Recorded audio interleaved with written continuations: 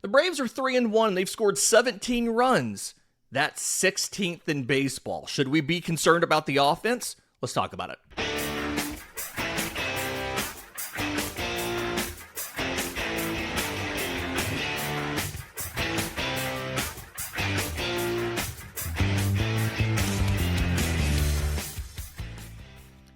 Yes, welcome on into Braves Today, your daily source for news, notes, and updates on your Atlanta Braves. I'm your host, Lindsay Crosby, award-winning baseball writer and podcaster. You can follow me on social media at Crosby Baseball.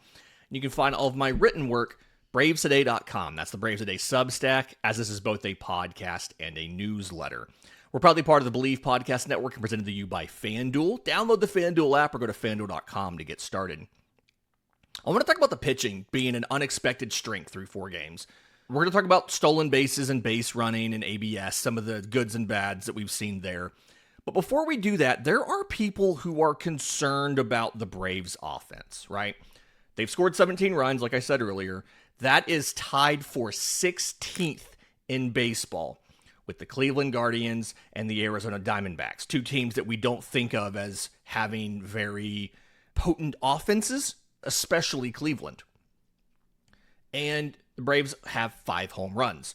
The league leader has 10. That's the Angels. And so it's still good for 8th in baseball. But I think between that and a couple other reasons, people have expressed concern about the offense. Let's talk about it.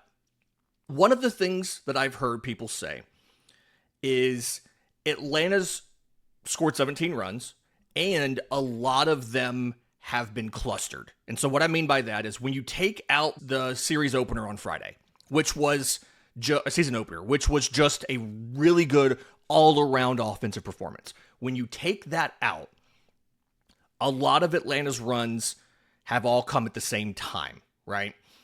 6 runs in the 9th inning on Saturday. You were being shut out for 8 innings. 6 runs in the 9th. Sunday, you get 1 run. It's in the 8th inning. 3 of your 4 runs on Monday come in the 1st inning.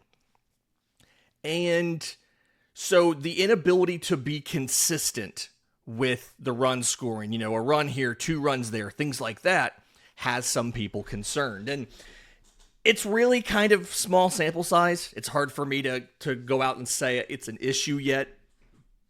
But it feels like the process is good, and I'll get to that in a minute. Another reason people have expressed some concern is the lack of power production from the 3 stars, the aircraft carriers, as I call them. When you look at the combination of Austin Riley, Matt Olson, Ronald Acuña Jr., they have combined for 0 home runs. They have 11 hits in 44 at-bats. So, 11 hits is not bad.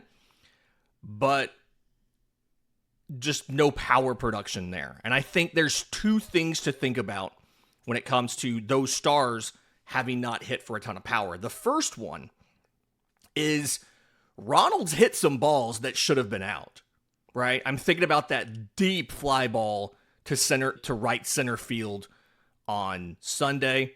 He absolutely tattooed it. 105.9 off the bat, 30-degree launch angle, goes 402 feet, and it was caught at the wall. The wind, he did not hit it optimally for the wind in Truist Park. The wind was going from the left field foul pole to the right field foul pole. And so it was trying to cut through the wind versus being pushed with the wind if he had hit it down the right field line.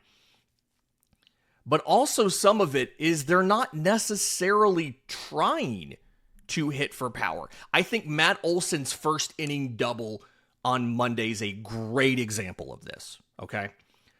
It came on the first pitch. So, he went up there, first pitch, he hits the double. But it was a 2-strike swing. His average bat speed last year was 73.9 miles an hour. And it was 73.8 in 2024. That is kind of where he falls for his norm. The 1st inning double on Monday was 68.9 miles an hour. He did not go up there trying to hit for power. He went up there trying to shoot a ball in a gap, get the ball into play and let some guys start running on the base paths. And that's what they did. Ronald was on second. Drake Baldwin was first. Ronald scores on the double to left. Drake Baldwin goes first to third. And this was a line drive to left. Matt Olson's a lefty. Like, he hit this. His whole thing here was he got that four-seam fastball down and in, and he was just trying to shoot it the other way to give Ronald a chance to score. So he's doing a job versus trying to hit a homer. And I think 2 seasons ago, you'd have seen Matt Olson go up there and take a massive cut trying to hit a home run. If anything, I would argue that that the Austin Riley at-bat is the one that you're probably a little more frustrated about, the one that came right after Olson's double, because Riley is up 2-1, and he gets a changeup that runs off the plate middle away, and he ends up like rolling over it to shortstop. And so Baldwin can't score from third. Now, thankfully, Mauricio Dubon took care of it. Mauricio Dubon had that had a 2 RBI single where Baldwin and Olson both scored because Olson was on second after Eli White walked. But like, you can clearly see that Matt Olson is not trying to hit a home run there. So I do think some of the lack of power, as people have characterized it or talked about it, is intentional. They're not trying to hit home runs all of the time. Now, they are, let's be clear, they are still hitting the heck out of the ball. Drake Baldwin especially. It feels like almost every batted ball of his has been absolutely blasted. He is hitting the heck out of the ball. Drake Baldwin's hard hit rate this year is 69.2%. His average exit velocity on balls in play is 93.7. And a reminder, 95 miles an hour or harder is a hard hit ball. So he's close to a hard hit ball on average every time he puts one into play. And average 10-degree launch angle. He's not pounding ground balls into the dirt. He's hitting line drives and low liners, which is exactly what you want him to do.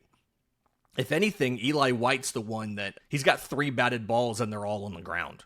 So like, he's the one, he doesn't have a hard hit ball yet, and he's been struggling to get balls elevated.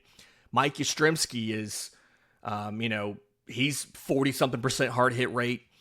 Jonah Heim, even Jonah Heim, 33%. But like Matt Olson, 44% hard hit rate. Michael Harris, 53% hard hit rate. They're not trying to do too much.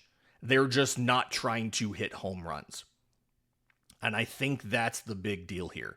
I think that's the big, I'm not going to call it saving grace, but the reason why I feel confident about where the offense is the fact that they're hitting the ball plenty hard. They're just deliberately not trying to sell out for home runs. And that's a conscious decision. That's Tim Heyer's driven thing. And I think that it's arguably the right move to make, because we've seen this same roster, this same team in years before be very aggressive trying to hit home runs and end up leaving guys on base and overall having underwhelming offensive production because of it. I like this change. I hope they keep this up. I do believe the homers will come, so no worries for me there. In just a minute, let's talk about the base running, because I do think that this team could be better with the base running that we've seen. And let's clarify what's been good and what's not. We'll do that next, right here on Braves Today. But first, today's episode is brought to you by our friends at IQ Bar, our exclusive snack, hydration, and coffee sponsor. IQ Bar protein bars, IQ Mix hydration mixes, and IQ Joe mushroom coffees are the delicious, low-sugar brain and body fuel you need to win your day. The ultimate sampler pack. It's a great way to try all the IQ Bar products and flavors. You get 9 IQ bars, 8 IQ Mix hydration sticks, and 4 IQ Joe mushroom-infused coffees. And with over 20,000 5-star reviews and counting, more people than ever are fueling their busy lifestyles with IQ Bars, brain and body boosting bars, hydration mixes, and mushroom-infused coffees. So, right now, IQ Bar is offering Braves Today listeners 20% off of all of their products including that Ultimate Sampler Pack, plus free shipping. To get your 20% off, text MLB to 64,000.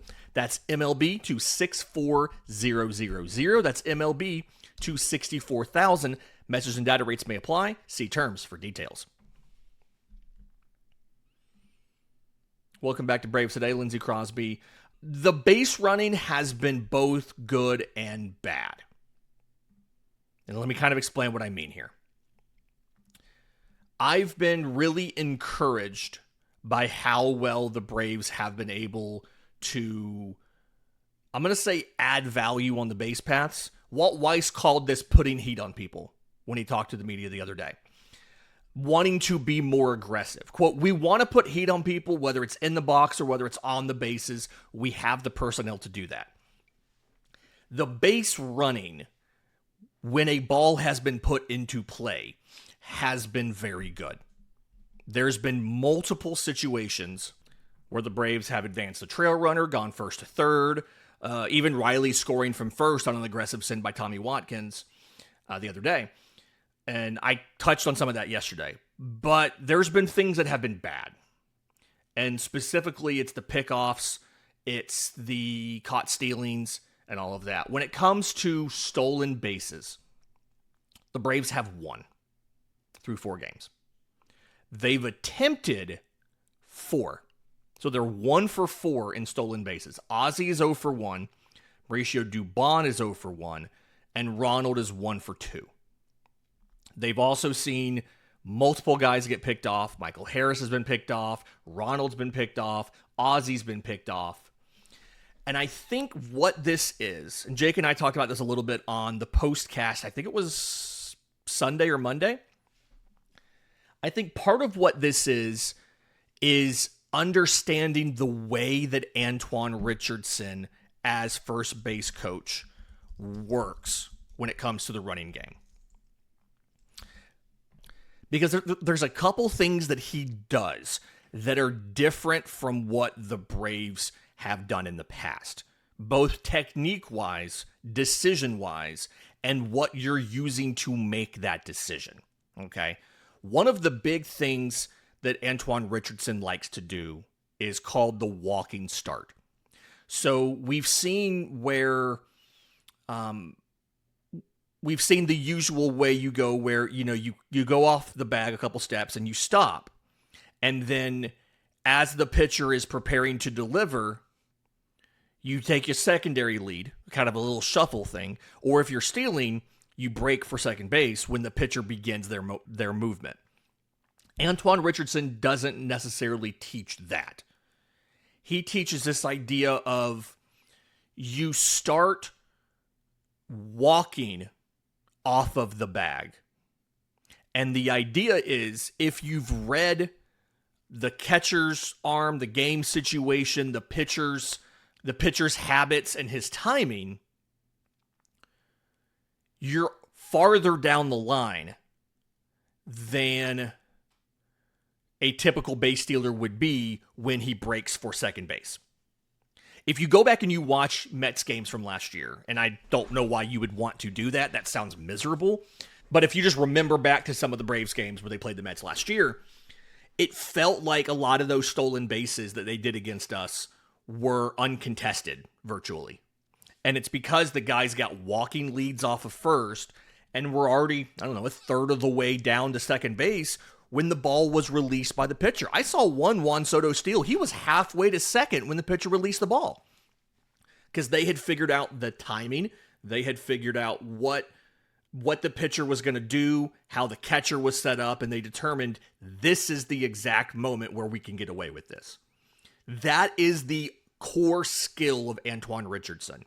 Reading these pitchers, reading the catchers, analyzing the game situation, and knowing when to go. The Braves haven't necessarily had a lot of these situations come up yet. And Richardson's working on efficiency, right? He doesn't want to steal bases by volume. He wants a high success rate. And I think he calls it smart steals, where in essence, the risk of being thrown out is pretty low. And it takes a little while to get comfortable with this strategy. It takes a little while to kind of get to the point where you feel good doing this. I feel like specifically a lot of the pickoffs that you've seen have been Braves players not necessarily being comfortable with the lead they're being asked to take or anything like that. But again, it just takes a while in this. When you go back to last season, through May 12th, so the first 42 games of the year, Juan Soto had stolen 2 bases. And then at that point, he stole 4 in 5 games, and he just went on a tear. Every month after that, he was stealing multiple bags. But even then, like June, he stole 2 bags in the month of June. You get to July, he stole like 6 bags. As he got comfortable with the technique, he started doing more and more. The month of August, he had his first 2 steal game, and he stole 11 in the month, was not caught one time. In September is when he really kind of leaned into this. He had 12 steals, although he did get caught a couple times because they started watching him a little more. So this is going to take a little bit of time to get comfortable with. Now, they're doing a lot of stuff to try to accelerate that. We've seen, the media was in Truist Park the day before opening day to meet with some of the players and the coaches. And they were out there doing base running drills. They were measuring leads with a tape measure off of first base and discussing different things. They do daily drills on stolen bases and base running, kind of like how Ron Washington did daily drills on defense. So these guys are working on it every day. But this is a comfort thing. This is being comfortable with what you're being asked to do because you're being asked to do something different than you've ever done before. But when it works, when these guys get comfortable with it, so last year for the Mets, Soto was new. It took him a while to get used to it. But the team as a whole, the Mets had an 89% success rate last year on stolen bases. One of the best marks in MLB history. And again, I talked about this when we talked about base running earlier in the offseason. They were 30th in average sprint speed as a team, but they were 5th in stolen bases. They were 2nd in overall base running runs added on StatCast as the slowest average team in the league. The Braves, 29th in average sprint speed, 26th in stolen bases. You may not see a lot of success early. You may not see a lot of success this season, but long term, this is a very, very good thing. We've already seen the base running get better from Tommy Watkins at third. We've already seen more aggressive sends, guys getting the extra base. We've seen that part of it almost right away because that is just decisions to run or to not run. This is technique, and it's harder, but it's frustrating to play against when it works. Drake Baldwin caught 8 of our 13 games against the Mets last year. And the quote that he gave after Richardson was hired when asked about those games, quote, "I always felt like they were one step ahead." I think that's the best way to put it. We try to throw somebody out and it was like, geez, they're already halfway there. So it's good to have him on our team. It's getting tendencies off of video. It's seeing tendencies in the game. And then it's just getting the guys to understand how this works. Base running's important for Walt Weiss. It matters to him. I think Antoine Richardson's a great fit. And Matt Olson kind of admitted that part of this whole thing is what Antoine Richardson is seeing. He said, I found the quote from spring training of him talking about it. He said, quote, "He's very interactive. He's probably the most interactive coach over there. He just stays on guys, telling them if he likes a look or doesn't like a look. You can see he really grinds on stuff." It's gonna pay off. It hasn't paid off yet. But again, it's just being comfortable with the technique he's asking you to adopt and learning it. And that does take some time. In just a minute, let's talk about the pitching, because they've adapted to Jeremy Hefner very quickly. The pitching's looked really good. Let's talk about it and why. We'll do that next, right here on Braves Today. Final segment of Braves Today, Lindsay Crosby. It's hard to argue against the concept that Atlanta's pitching has been absolutely one of the strengths of this team so far this season. In case you missed the tweet from friend of the show, CJ Nikowski, this morning, the Braves have posted 2 shutouts in their first 4 games. It is the 3rd time in franchise history they have done that. The first 2 times, 1899 against Brooklyn, the Brooklyn Super Boss, and 1906 against the Brooklyn Super Boss. It's the first time they've done this in over 100 years. Last year, they had 2 shutouts in their first 56 games. And this is coming off of a season in 2024 where they led baseball with 17 shutouts, and the staff as a whole led baseball with a 3.49 ERA. The Braves did not have the single best individual pin. They did not have the single best individual rotation in 24, but they were top 3 in both measures, and their combined ERA was the best in baseball. And that rotation was good enough to carry an injury-decimated offense, drag them to the postseason on the final day of the year. Remember, we played that doubleheader against the Mets on Monday, and then the wild card round was on Tuesday in San Diego. I'm not saying that this rotation is the 24 rotation, but the Braves have been able to hold the Royals and the A's for a 1 total game down. The Braves have allowed 6 total earned runs. That is the 2nd best mark in baseball, behind only the Yankees. The Yankees have allowed 3 earned runs. The Braves have allowed only 2 homers. They are tied for 3rd in fewest homers allowed. And the way they're doing it is really interesting. In past seasons, the Braves have been a very heavy strikeout rotation. Now, some of that came in 24, at least, well, I guess not really long. You had Strider, but, you had Chris Sale in Cy Young form. You had Schwellenbach. You had, these guys who were good at getting whiffs. The Braves are 23rd in strikeouts. They have 31, which is not bad, but, the league leader has 60. What the Braves are doing is they're not giving up a ton of hits. Their 24 hits are 2nd fewest in baseball. And they're not walking a lot of guys. Their 10 walks that they've allowed as an entire staff is tied for 4th. It's just been really efficient pitching, and it's been being willing to take a ball into play and then converting that into an out. We've seen Mauricio Dubon, with the exception of Monday night, his defense has been very good at shortstop. We've seen the same kind of Austin Riley being a really good defender at 3rd. We've seen the outfield be pretty impressive. Even Ronald's getting to balls that feels like he hasn't gotten to in a couple seasons. And then the guys themselves, Ronaldo Lopez's velocity being fine, Grant Holmes pitching well enough. I wouldn't argue that Grant Holmes, I'd say of the 4 starts you've gotten so far, Grant Holmes was actually technically the weakest. Lopez allowed 1 run in 6 innings. Elder and Sale didn't allow any runs in 6 innings. Holmes allowed 3 runs.